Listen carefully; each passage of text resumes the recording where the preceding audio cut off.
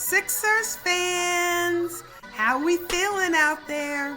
Hey y'all, my name is Lauren Gordon. Some of you may already know me on social media as Lauren Fan of the Year. Others may have just stumbled upon this podcast, but either way, I want to first thank all of you for tuning in to episode 15 of my very first podcast. I'm just a Sixers fan, the Lauren Fan of the Year story.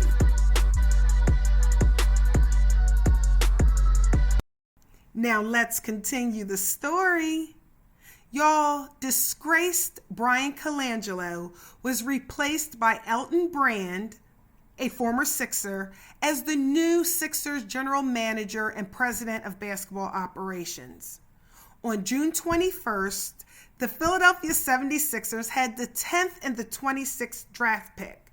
And in the first round, we selected Mikal Bridges with the 10th pick. Y'all, this made sense. He was a small forward, shooting guard, played good defense. Mikal was a local kid. He went to Villanova. His mother worked for the Sixers organization.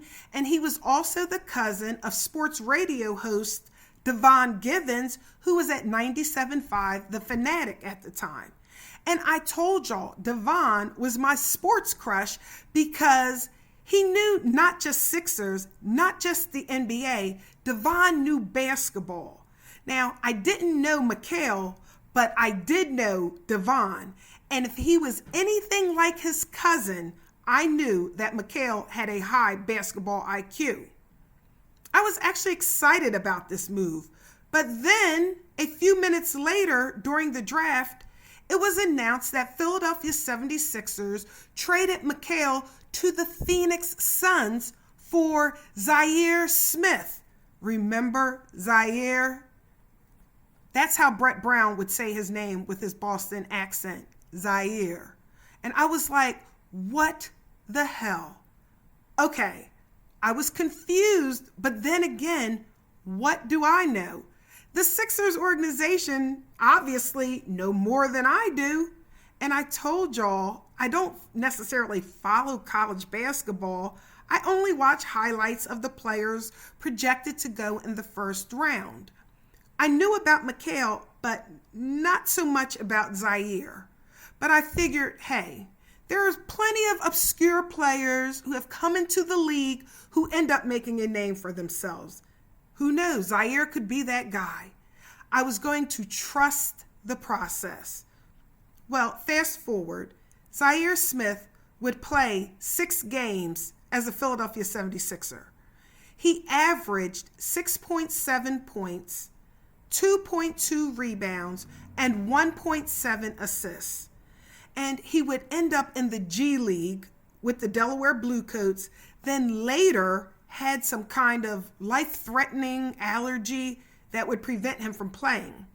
Now, meanwhile, Mikal Bridges, on the other hand, went on to be a great shooter with the Phoenix Suns.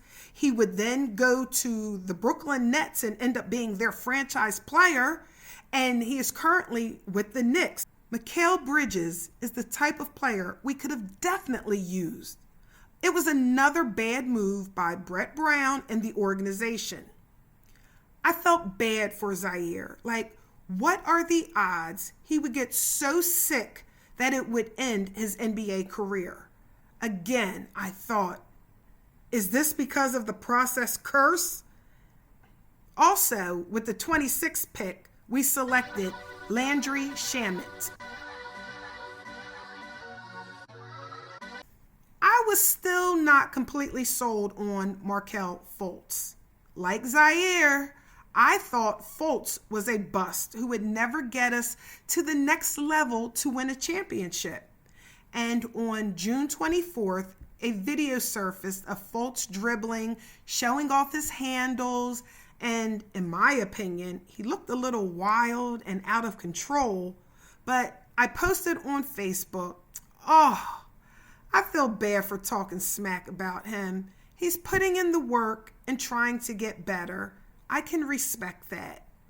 The smack that I was referring to about Fultz was that He seemed, in my opinion, immature and not necessarily ready for the NBA. But I did feel bad because I could tell that he was trying, and I can never beat down anyone who is trying.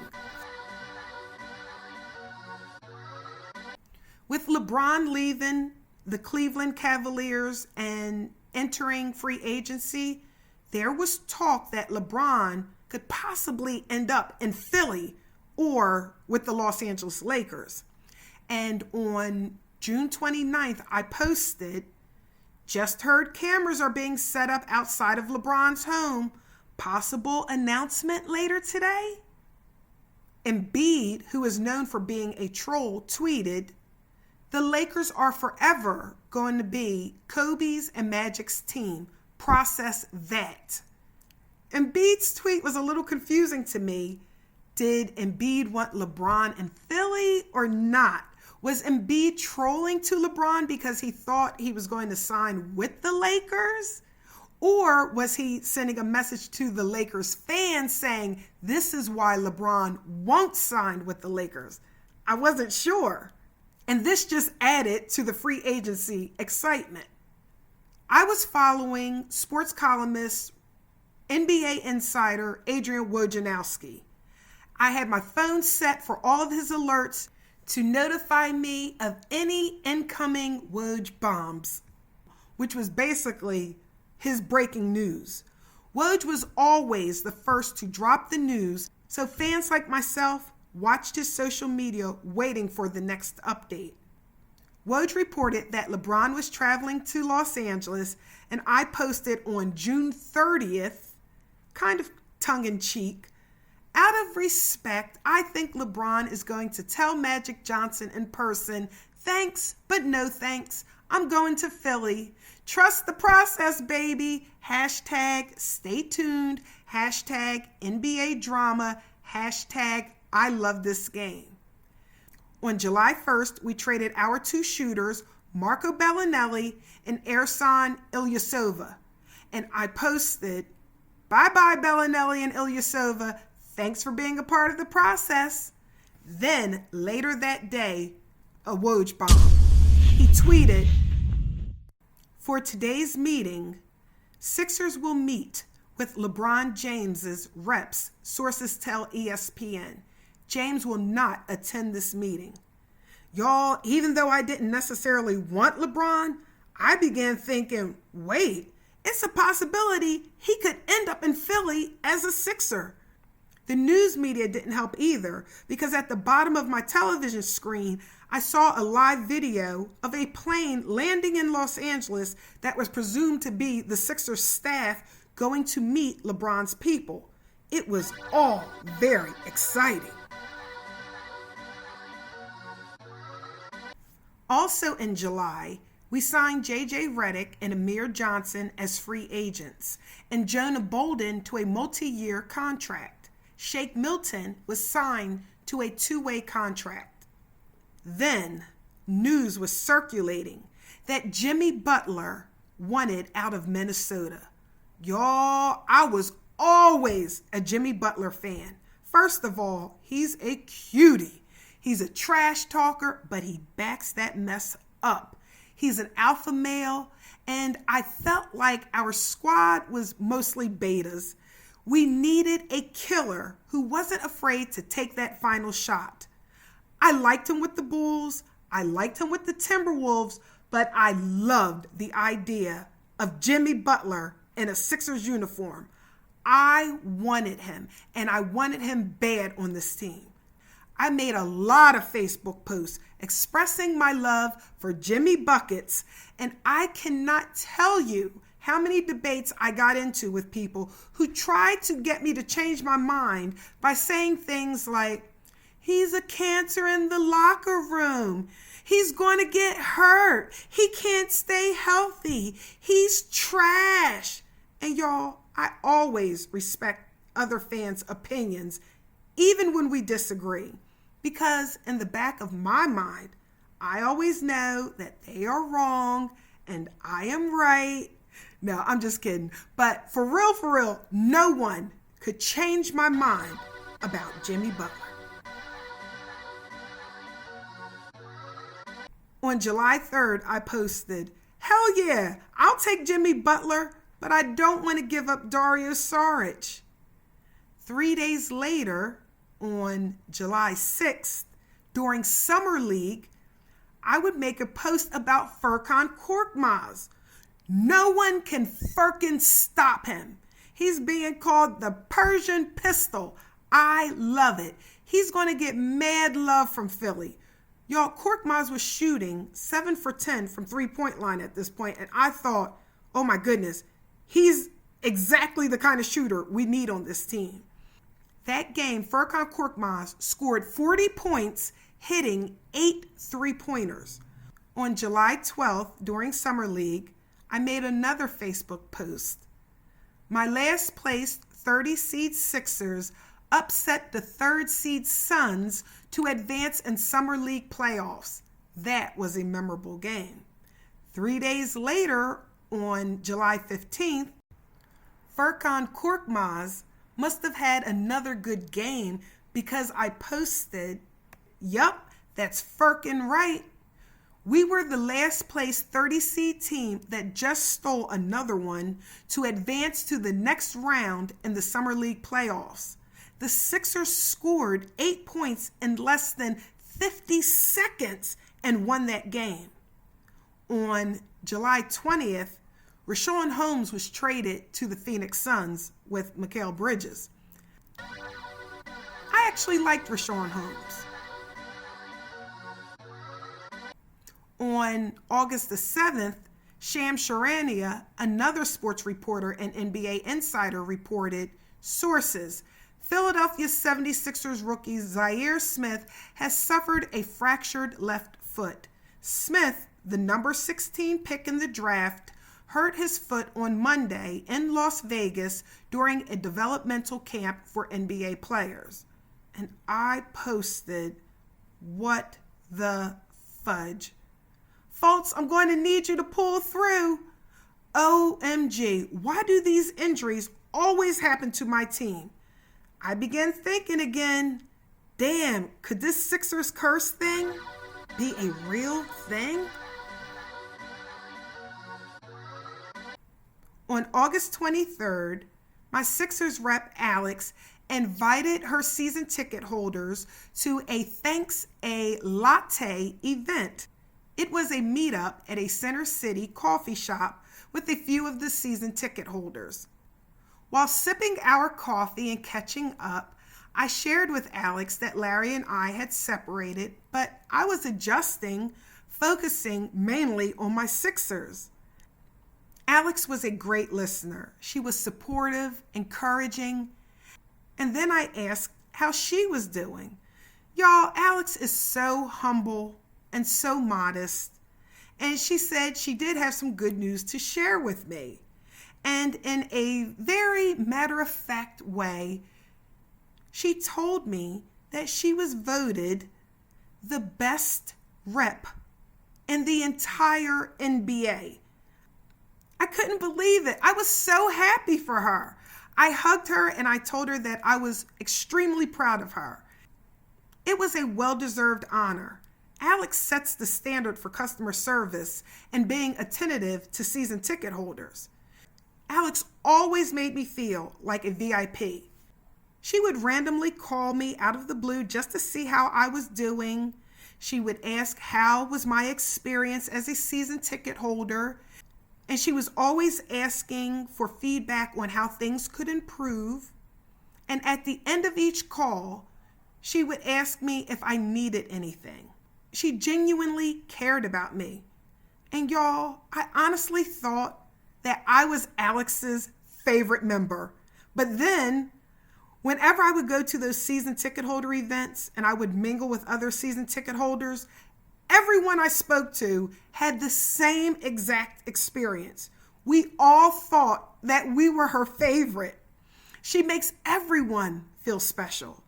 And at the end of each season, we are asked to complete a survey, and it was no surprise that Alex ranked the highest, not only among the other Sixers service reps, but every rep in the entire league. She was the best in the business, and I was proud to tell the world that not only was she my rep, but she was also my friend. On September 8th, Mo Cheeks was inducted into the NBA Hall of Fame. Long overdue. Mo Cheeks was a part of our championship team and most definitely deserved that honor.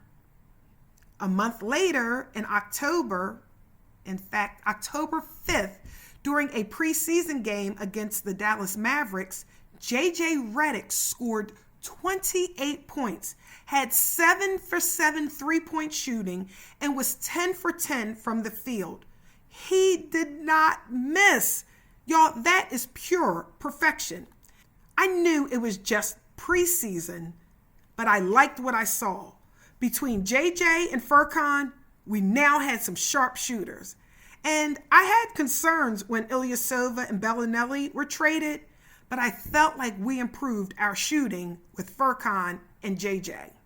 A couple weeks later, on October 15th, I posted, OMG, my Sixers family is getting me hype. I love it. And it was a photo of Embiid, Ben, and Markelle. And the caption read, "The process, the prince, and the revenge." The revenge. Who came up with that? Anyway, I was just excited for the new season to begin. The next day, October 16th, we lost our season opener on the road against the Celtics, and I posted, we got work to do. It's only game 1. We got to make moves if we expect to get past Boston. Ben and Joe are untouchable, but go after Jimmy Butler. And please, please, please sit Covington down. I still love my guys, though. The following day, on October 17th, there was a photo of Markelle shooting hoops after the game posted on Ben's Instagram that read, Markelle Fultz was back in the gym around 2 a.m. this morning, per Ben Simmons' IG story. I would share Ben's post and comment, "Oh, I feel bad now. I'm going to give Fultz a break. But that daggone Covington still has to go. Hashtag no love for Cov. Hashtag Fultz is trying." Y'all, I had a love-hate relationship with Robert Covington. I loved him as a person, but his game was struggling big time. And then whenever it was brought up during an interview, he would respond with these weird cliches, and it drove me nuts. On October 23rd, I posted, Redick is fire, referring to JJ. On October 24th, the next day, I posted, Covington has to go, with the angry face emoji. And the day after that, on October 25th, I posted, we need a major shakeup. Start with replacing Brett Brown and replacing any player that's not Ben, Joel, or JJ. I think this may have been the first time when I started feeling like it's time to replace Brett Brown as the head coach. Y'all, later that week, on October 29th, I posted, Fultz is loosening up. And that was because I always felt like he never looked comfortable out there on the floor. And during that game, I felt like he was settling in a little bit. But then watching him during that game on the 29th, he looked like he was settling in and getting more comfortable. Wait, y'all. But then just 3 days later, I made a post about Fultz that read, ooh, y'all, that boy is feeling himself. Let's go, Fultz. He had a nice dunk and he had a pretty good game on the first. But the standout was Embiid that night, who had a monster game. Embiid had 41 points, 13 rebounds, and 4 blocks. Wow, wow, wow. It seemed like everyone was off to a good start, except for that daggone Robert Covington. On November the 2nd, my daughter and I went to a season ticket holder event at the University of the Arts. We saw Wilson Chandler, Amir Johnson, Landry Shamet. We got his autograph, and we even took a photo with Robert Covington, even though he drives me nuts. It was nice meeting him in person. And y'all, what's wild is just a little over a week after we took that photo, we ended up trading Rocco in a blockbuster deal. Woj bomb. On November the 12th, we traded Jared Bayless, Robert Covington, Dario Saric, and a 2022 second-round draft pick to the Minnesota Timberwolves for Jimmy Butler and Justin Patton. Yes! We got my guy, Jimmy Buckets. This was the star Brett Brown was referring to when he said he was star hunting. Forget the Sixers curse. We finally came out on top and got the better end of the stick. I was freaking giddy with joy. We had Jimmy Butler to add to my improving team of Embiid, Ben Simmons, Markelle Fultz, JJ Redick, TJ McConnell, Tobias Harris, Boban Marjanovic, aka Bobby and Toby. Y'all, I felt like now we are finally on the right trajectory. It was reported that Jimmy would be introduced by the organization that Tuesday and was expected to debut that Wednesday in Orlando against the Magic. I was beside myself with happiness. I quickly ordered my Jimmy Butler jersey from Fanatics, and I listened to 97.5 The Fanatic nonstop. And I had mentioned in a previous episode, I called in a lot to the mid-morning show with Anthony Gargano and Andrew Salchunas, but looking at my notes, it was actually Anthony and Jason Martinez. Remember him? Yes, it was Anthony Gargano and Jason Martinez during that time. Okay, so I was also reading Keith Pompey's articles in the Philadelphia Inquirer, and I consumed myself with as much as I could about the blockbuster trade that would land us Jimmy Butler. I couldn't believe we pulled it off. And we only sacrificed Jared Bayless, Robert Covington, both who were getting on my nerves anyway, and Dario Saric. Again, no big loss. I was hoping we could still hold on to Dario Saric, but hey, you got to make that deal. Dario Saric and Jimmy Butler are not on the same level. I could not wait till the next home game to see Jimmy. But then my mind got me to thinking. And then I called my cousin Karen. And when she answered the phone, I quickly said, "Cuz, this is going to sound crazy, but hear me out. Let's hop on a plane to Orlando and see Jimmy Butler's Sixers debut at the Magic game on Wednesday." Karen responded, "Cuz, you're right. It does sound crazy, but let's go." That's all I needed to hear. I quickly booked our flight, our hotel, and our lower level seats at the Amway Center for the Orlando Magic game. Later that day, I was out with my mom, my dad, and my sisters. Our big topic of discussion was Jimmy Butler becoming a Philadelphia 76er. And I told them that Karen and I were leaving in a couple of days to see Jimmy in Orlando. And my dad said, "Wait, I'm going too." And he booked his flight, his hotel, and got his lower level seats to that Orlando Magic game. I was so excited. "Jimmy, we're coming. We will meet you in Orlando. Let's go Sixers. Let's go."